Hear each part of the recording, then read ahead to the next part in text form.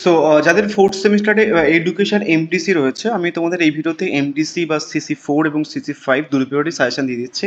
যে প্রশ্নগুলো রেখেছি সেগুলো ভালো করে করো, এর আগের বারে যেগুলো রেখেছিলাম কমন পড়ে গেছিলো। আমি ইংলিশ ভার্সনেও রেখেছি, একটুখানি পরেই লাস্টেই দেখতে পাবে কোন কোন প্রশ্নগুলো করবে এমডিসি 4-এর জন্য, একটুখানি দেখে নাও। প্রথমে করবে হচ্ছে কি প্রাতিষ্ঠানিক সংগঠন বা বিদ্যালয় সংগঠনের ধারণা লেখো। নেক্সট একজন আদর্শ শিক্ষা সংগঠনের কার্যবলী আলোচনা করো। নেক্সট প্রাতিষ্ঠানিক প্ল্যান বলতে কি বোঝো এর উপাদান আলোচনা করো। সময় তালিকা বলতে কি বোঝো, এটা বিশাল বিশাল ইম্পর্টেন্ট একটা প্রশ্ন, এটা করবে। নেক্সট বিদ্যালয়ের স্বাস্থ্য বা চিকিৎসা পরিষেবা কেন প্রয়োজন। নেক্সট একটি আদর্শ গ্রন্থাগারের বৈশিষ্ট্য বা বিদ্যালয়ের ভূমিকা। নেক্সট সংগঠন কাকে বলা হচ্ছে কি, সংগঠনের বৈশিষ্ট্য, প্রকৃতি, পরিধি এবং প্রয়োজনীয়তা আলোচনা করো। নেক্সট শিক্ষা পরিকল্পনা বলতে কি বোঝো, এর লক্ষ্য উদ্দেশ্য বা শিক্ষা পরিকল্পনার পর্যায় বা শিক্ষা পরিকল্পনার বিভিন্ন প্রকারভেদ। এই অবধি করলে হবে।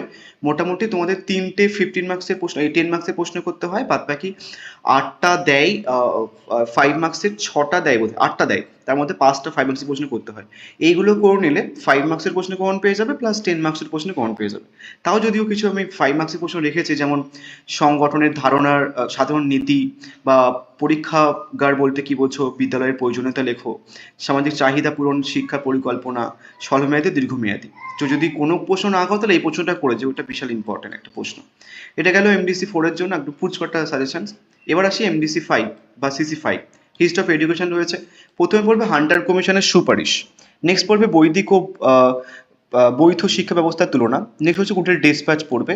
পাশ্চাত্য শিক্ষার দ্বন্দ্ব, তারপর হচ্ছে কি বৈদিক শিক্ষার ব্যবস্থা। এই অবধি করলে হবে, বিশাল বিশাল ইম্পর্টেন্ট, এই অবধি করলে কমন পেয়ে যাবে। তাও এক্সট্রা প্রশ্ন করে রাখতে পারো সামনের জন্য। শিক্ষা বিষয়ে জাতীয় শিক্ষানীতি, জাতীয় শিক্ষানীতি 2020 এবং 1986 সুপারিশ। এই অবধি করলে হবে, মোটামুটি 7টা আমি রেখেছি, এই অবধি করলে হয়ে যাবে, কমন পেয়ে যাবে।